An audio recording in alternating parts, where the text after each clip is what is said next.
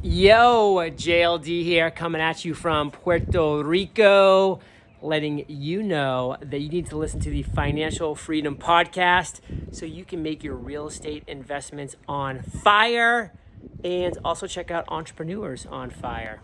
Holla. JLD, welcome to the show today. Pretty fired up to be here. Looking forward to it. Why am I not surprised that you mentioned that word "fired up"? You know, it's that's pretty amazing. And we met 3 years ago in Puerto Rico, where you now reside, of course. And you know, you are one of the few crazy people that started a daily podcast. Yeah, you know, I got my hands full with a weekly podcast, and and you have interviewed so many really cool, successful entrepreneurs. But you know, you've had some struggles along the way before you became this podcasting success, and you were on your own journey to financial freedom. But talk a little bit about your struggles, maybe that you were dealing with before the podcast. Yeah, financial freedom was always the end goal. But it's a very elusive goal for most people, unfortunately, even though it doesn't have to be. But, you know, we just seem to love as human beings to self-sabotage, whether that be financially, emotionally, fill in the blank. We just kind of love that self-sabotage for some reason. I'm sure there's some deep-seated reasons for that. But the reality for me is, you know, I just grew up in a small town in Maine, went to college on an Army scholarship. So I spent 8 years after college as an officer in the U.S. Army, where I didn't learn much, but I did learn what working hard was and also how to be disciplined. Two things that most people never learn in their life, unfortunately.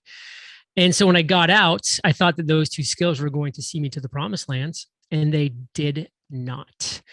I spent 6 years struggling, dealing with PTSD from my 13-month tour of duty in Iraq, some of the things that I saw over there.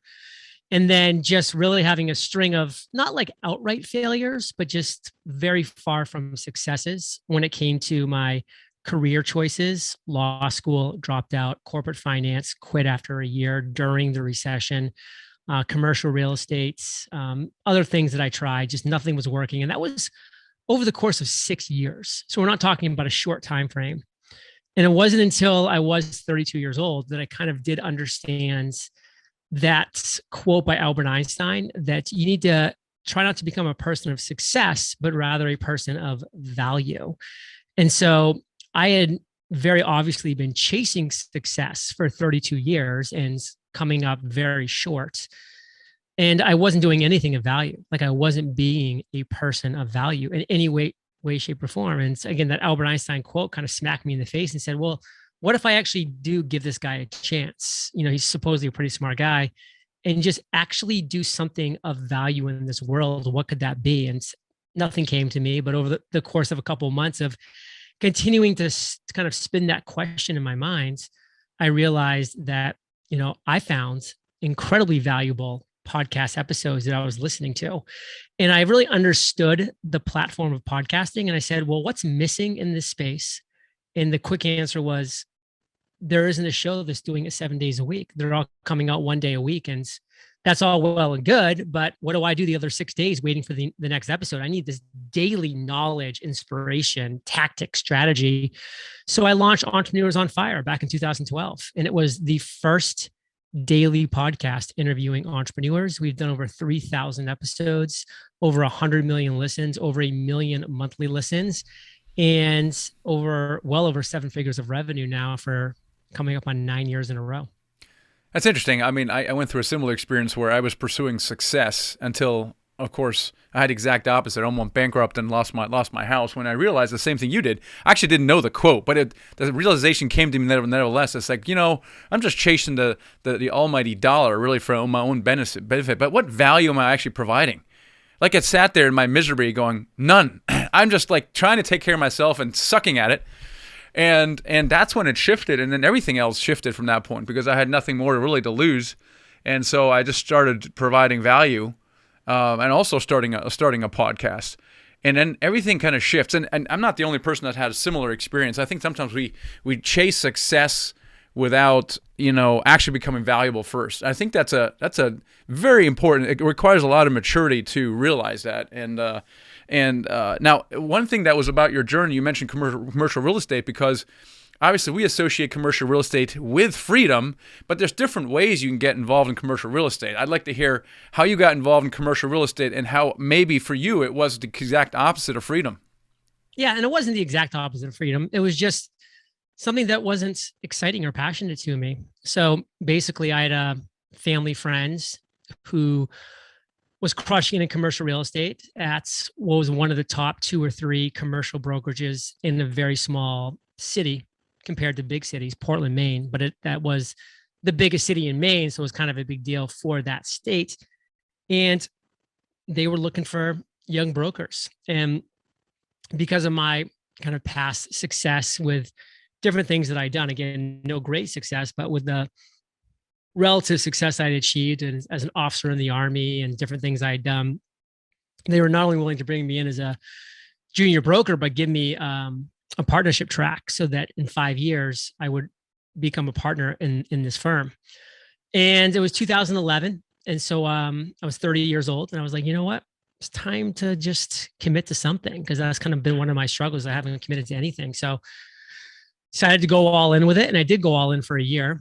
And this is no excuse, but it is the reality that they do look back on that year in Maine commercial real estate, 2011, as like the driest year there was. Like, because, it lagged a little bit, the actual residential recession and just the financial recession.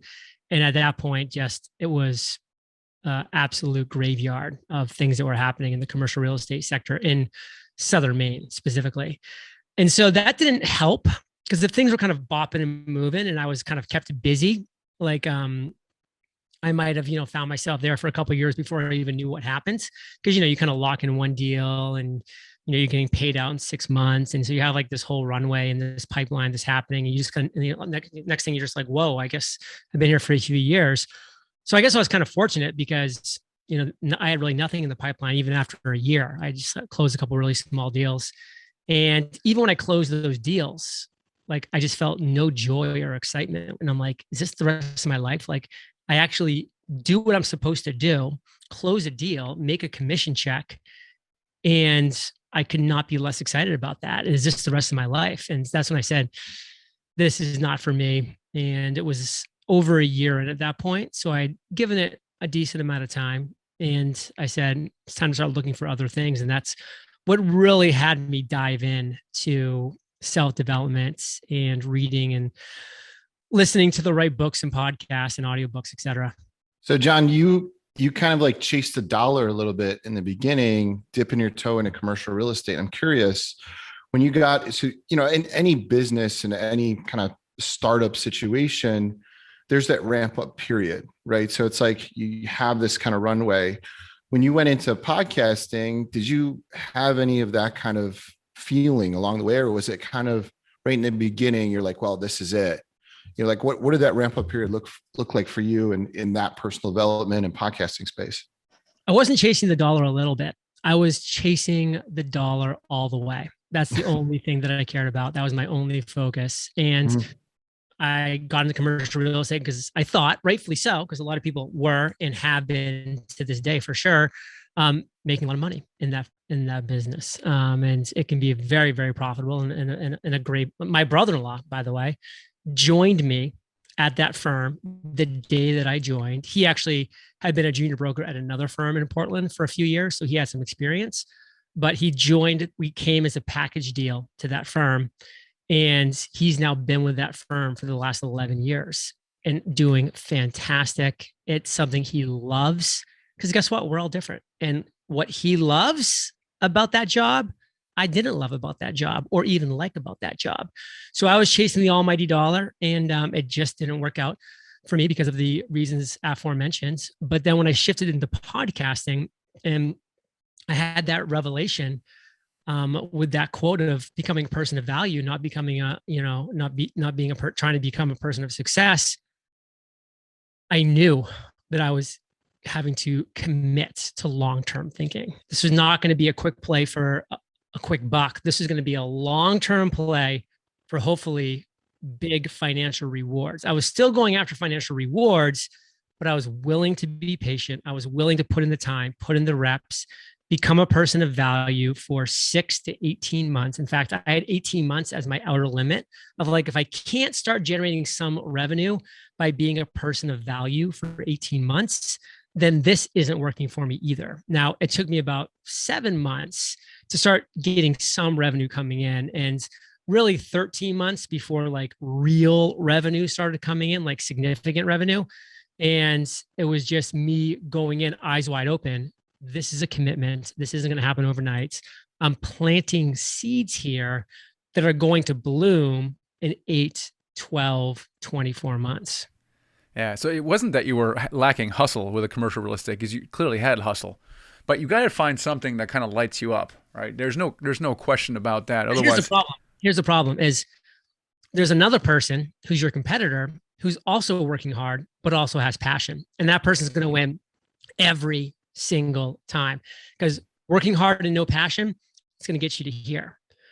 Working hard and passion, it's going to break through the roof every single time. And that's my brother-in-law. He works really hard and he loves it. People call him the mayor of Portland, Maine, because he knows everybody. He knows all the real estate deals. He knows everything, the triple net, square footage for every property. I mean, that's his thing. John, how do you find the passion? Sometimes you don't have that passion in the beginning. True. And you have to get through this certain period where you become an expert, and then you kind of find a passion after that.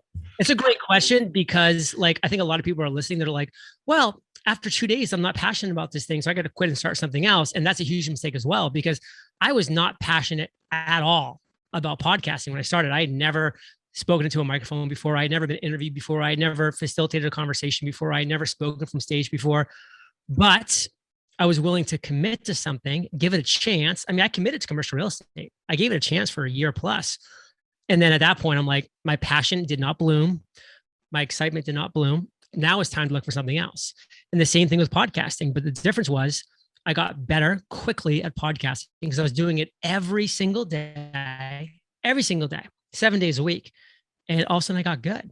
And when I got good, I'm like, wow, not only is this like a really cool business, but I'm now really getting excited and passionate about this thing called podcasting. So podcasting came out of putting in the reps, putting in the hard work, actually becoming good, and then crushing it because of that. Now, like, like for me, like I used to hate soccer, but then my father put me in an all summer soccer camp.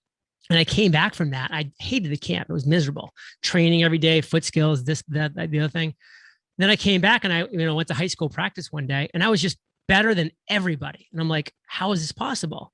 It's because I was practicing every single day.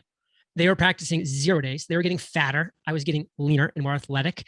And I was putting in the work. They weren't. I was getting better. They were getting worse because they were atrophying with their skills.